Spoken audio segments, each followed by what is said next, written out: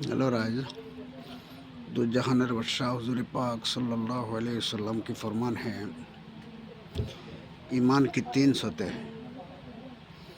एक नम्बर, যদি কেউ কোনো বুড়া কাম করতে খেরোরে দেখে তাহলে নিজের হাত দিয়ে তারে রুখত। ইয়ানি যদি গলত কাম করতে দেখো তাহলে তোমরা মারো। দুসরা সতে হইল, যদি এটারও কাবিল রাখো না রাখো যে যদি তারে মারার যাও হয় তোমারে গুড়িয়া মারি দিতে পারে, তাহলে তুমি তারে জবান দিয়া খো বলে ভাই এটা বুড়া খাম, এটা তুমি করিও না। যদি এইটাও তোমার দ্বারা সম্ভব না হয়, যে খোয়াত গেলেও যদি হয়তো মারিয়া গুড়িয়া মারি দিতে পারে, তাহলে 3 নম্বর সতে হইল তুমি এই খামরে তোমার দিলটাকে নফরত করো।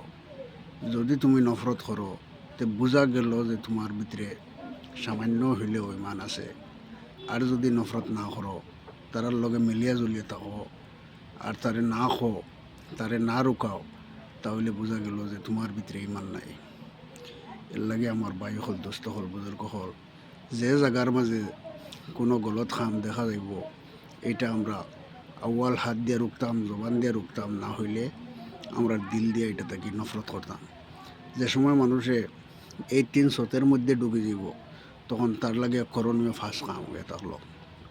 কোনো মুসলমানে সালাম দিলে সালামর জবাব দিত।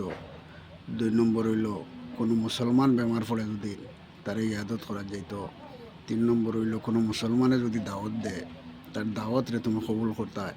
4 নম্বর হইল, যদি মরে তে তার জনজাত যেতায়। 5 নম্বর হইল, যদি কোনো মুসলমান আশপড়শি মুসিবতর মধ্যে ঘুরে তাহলে তারে উদ্ধার করতায়। ইয়ানি হর নমুনার সহায় তুমি তার লাগে করতায়।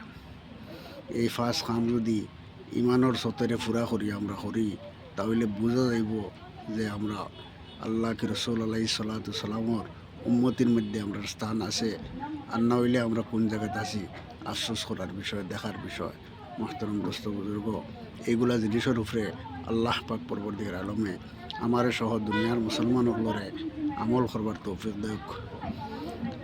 আর যদি আমার এই কথারে ভালো লাগে তাহলে লাইক কমেন্ট শেয়ার করিয়া সারা মানুষের দেখার লাগে সুযোগ করে দিবা। আসসালামু আলাইকুম।